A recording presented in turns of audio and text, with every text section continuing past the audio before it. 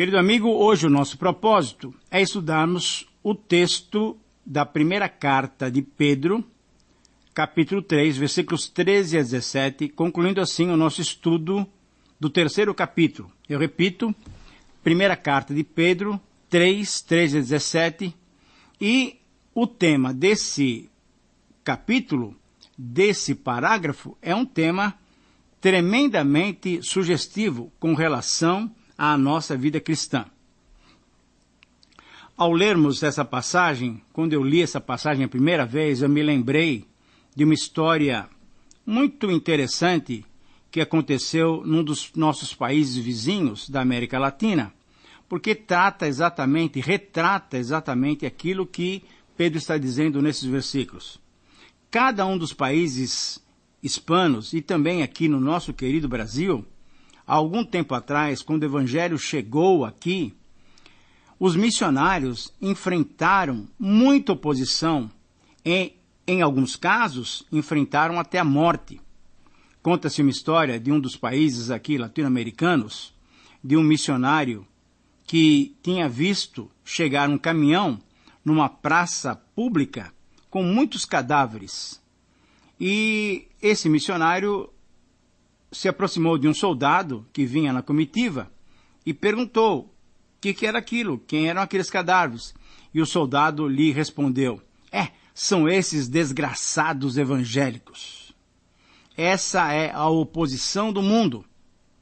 Esse é o ódio do mundo que o mundo nutre pelos cristãos.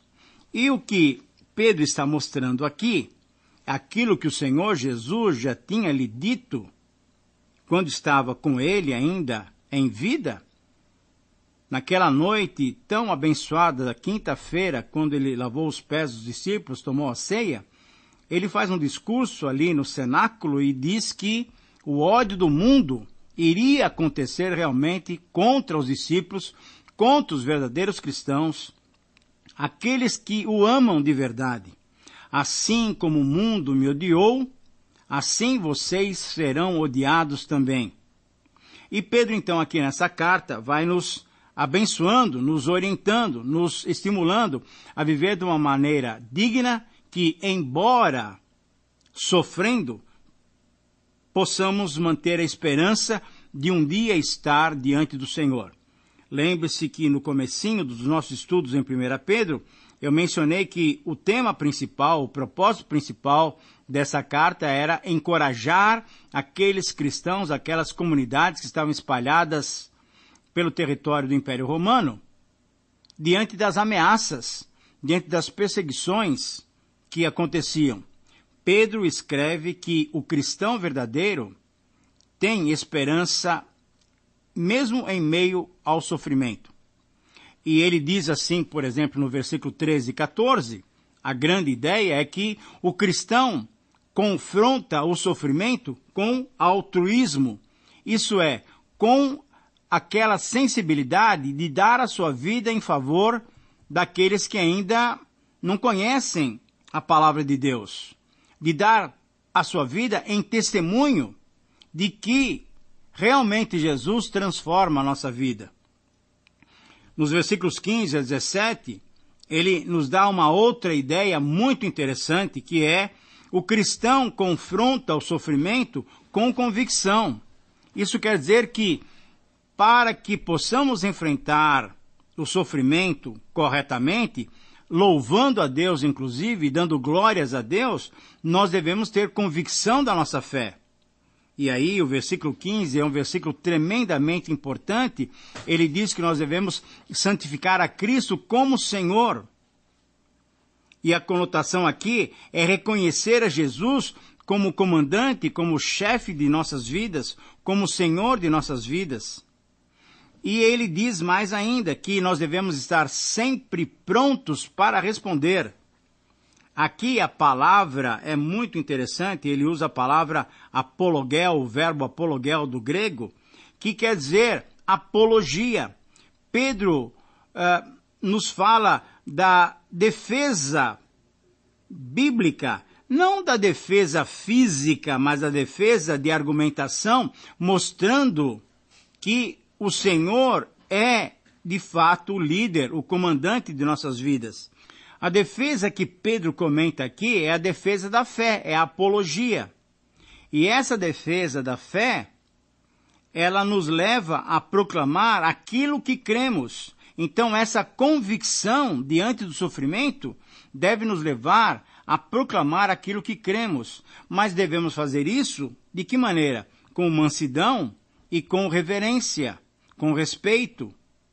Todavia, a perseguição era sangrenta, era agressiva.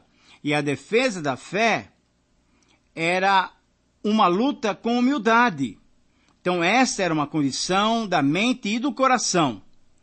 É um produto que só acontece, é um fruto que só acontece pelo autodomínio, pelo controle próprio dado pelo Senhor através do seu Espírito. Então, nos versículos 15 a 17, ele diz que o cristão pode sofrer sim, mas deve ter convicção da sua fé para poder defendê-la diante do mundo.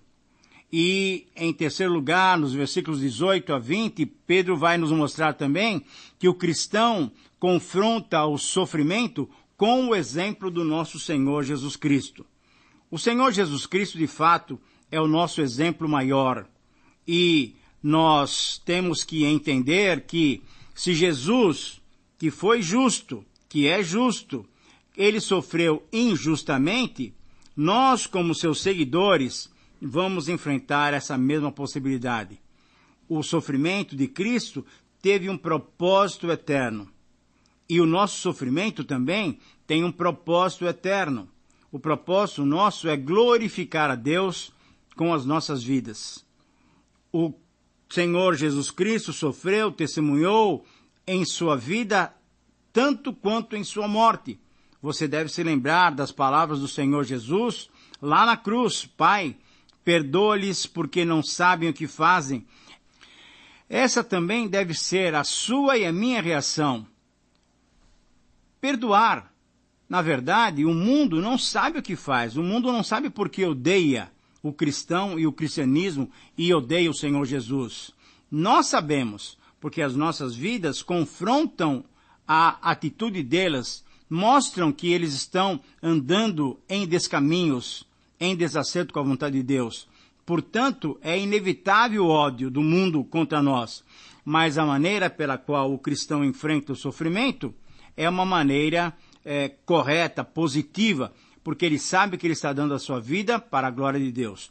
Por isso, o título para o nosso estudo no dia de hoje é As Atitudes Cristãs Diante das Lutas da Vida. Eu repito, com base na primeira carta de Pedro, capítulo 3, versículos 13 a 22, esse é o título para o nosso estudo, para a nossa reflexão durante esse programa. As Atitudes Cristãs diante das lutas da vida. Na verdade, quando nós olhamos para esse texto de uma maneira completa, nós vamos perceber o seguinte, que mesmo sendo cristãos, que mesmo fazendo a vontade de Deus, que mesmo fazendo o trabalho de Deus, nós cristãos não somos isentos aos sofrimentos, às lutas da vida. Mesmo sendo amigos de Cristo, mesmo andando com o Senhor, nós não somos isentos às dificuldades da vida. Talvez um exemplo que você possa lembrar claramente é que Jesus tinha uma amizade profunda com uma família no tempo em que ele estava aqui conosco na terra, a família de Lázaro, Marta e Maria. Profunda amizade com eles. E o que aconteceu? O chefe da família, o irmão mais velho, Lázaro, ficou doente. E você se lembra, um amigo de Jesus, como é que poderia acontecer isso? Ele que curava tantas pessoas, por que deixou seu amigo ficar doente? Mas pior que isso, ele não só ficou doente, mas era uma doença terrível, e ele rapidamente adoeceu e correu perigo de vida e chegou a falecer. Chegou a falecer, ficou morto durante 4 dias. E aí alguém pergunta, será que vale a pena ser cristão? Será que vale a pena ter Jesus como nosso amigo? Sim, vale a pena. porque o Senhor Jesus é a ressurreição e a vida. E você sabe qual é o desfecho dessa história. O Senhor Jesus atendeu o coração, o pedido de Marta e Maria e ressuscitou a Lázaro. Isso quer dizer para nós que o Senhor pode responder às nossas orações. Não sei se Ele vai ressuscitar alguém, Ele tem poder para isso. Mas o que nós precisamos entender é que, mesmo estando com Cristo, nós somos submetidos às mais duras lutas na nossa vida. Por isso, o princípio que nós podemos extrair desse texto está resumido nessa frase. Se você tiver oportunidade, por gentileza, anote aí na sua caderneta e você, então, depois poderá refletir mais sobre essa verdade. Eu vou dizer uma vez, vou repeti-lo e você vai anotando, então. Todo cristão deve saber que enfrentará lutas no desenvolvimento da sua vida cristã. Eu repito, então, com base em 1 Pedro 3, 13 a 22, nós encontramos esse princípio. Todo cristão deve saber que enfrentará lutas no desenvolvimento da sua vida cristã. Nesses versos, encontramos 3 atitudes que devemos ter diante das lutas da vida. A primeira atitude diante das lutas da vida é saber que enfrentaremos oposição. Veja os versículos 13 e 14, que eu leio para você a partir de agora. Ora, quem é que vos há de maltratar, se fordes zelosos do que é bom? Versículo 14. Mas, ainda que venhais a sofrer por causa da justiça, bem-aventurados sois. Não vos amedronteis, não tenham medo. Por quê? As ameaças deles não vão tirar a nossa paz. Não vos amedronteis, portanto, com as suas ameaças, nem fiqueis alarmados. Essa é a primeira atitude que devemos saber, é que nós vamos enfrentar oposição. Então, o primeiro dever para desenvolver essa atitude é que nós devemos ser zelosos pelo que é bom. Isso é, o cristão é estimulado, o cristão é levado a praticar zelosamente, isso é, de todas as maneiras, com toda a diligência, com todo o empenho possível, o cristão é estimulado, é encorajado a viver uma vida correta, a praticar o bem, a viver aquilo que é bom. Dessa maneira, a pergunta de Pedro é a seguinte: quem é que há de vos maltratar se vocês estiverem com uma vida correta? Normalmente, as pessoas que agem com bem, as pessoas que agem com bondade, as pessoas que são gentis, as pessoas que são cuidadosas, benignas, compassivas, essas não enfrentam problemas. Esse é o retrato normal do que acontece. Mas Pedro também adverte o seguinte, que mesmo agindo dessa maneira, mesmo vivendo como cristãos de uma maneira correta, muitas vezes nós podemos ser injustiçados, nós podemos ser maltratados, nós podemos ser afrontados, nós vamos enfrentar dificuldades de oposição do mundo, mas também nós vamos enfrentar dificuldades normais da vida. A chuva cai sobre bons e maus, o sol nasce sobre bons e maus, a chuva copiosa, a inundação, ela vem sobre bons e maus também. Não vem só sobre os maus. O sol forte, o calor, que muitas vezes prejudica a plantação, a seca, vem sobre quem? Só sobre os maus? Não. Vem também sobre aqueles que são bons, aqueles que são cristãos. Então, a primeira atitude diante das lutas da vida é saber que nós vamos enfrentar dificuldades. Nós vamos enfrentar oposição. O dever é saber que nós enfrentaremos injustiças. E, se isso acontecer, bem-aventurados sois. Essa é uma palavra, sim, que sai fora da lógica humana. Pedro está pedindo que os seus leitores reajam com a reação que Deus pode dar ao nosso coração. Bem-aventurados sois vocês que estão na Ásia, no Ponto, na Capadócia, enfim, vocês que estão jogados aí, espalhados aí pelo Império Romano, são bem-aventurados, porque vocês têm sofrido por causa da justiça. Não vos amedronteis, não tenham medo. As ameaças são passageiras. Ninguém pode tocar na vida interna do Filho de Deus. Por isso, então, nós podemos olhar para a segunda atitude que está nos versículos 15, 16 e 17. Essa segunda atitude é manter a racionalidade do testemunho. E eu leio para você esses versículos. Antes, santificai a Cristo como Senhor em vosso coração, estando sempre preparados para responder a todo aquele que vos pedir a razão da esperança que é em vós. Fazendo, todavia, esse testemunho, de que maneira? Com mansidão e temor, com boa consciência, de modo que, naquilo que falam mal, naquilo que falam contra vocês, eles fiquem envergonhados. Eles que difamam vosso bom nome, vosso bom procedimento, eles devem ficar envergonhados. Por quê? Se for da vontade de Deus, é melhor que sofrais por praticardes o que é bom do que por praticardes o que é mal. O que é santificar a Cristo como Senhor em nosso coração? Sem dúvida nenhuma, é separar a Cristo, é deixar Cristo destacado em nossa vida, porém como Senhor. Ele é o nosso Salvador, sim, mas Ele é muito mais do que isso. Ele é Senhor da minha vida, Ele é o comandante da minha vida, Ele é aquele que está com a direção do carro. Eu vou no banco do carona. Eu santifico a Cristo quando eu dou o controle da minha vida para Ele e Ele a dirige através do Espírito Santo. Qual vai ser o efeito disso?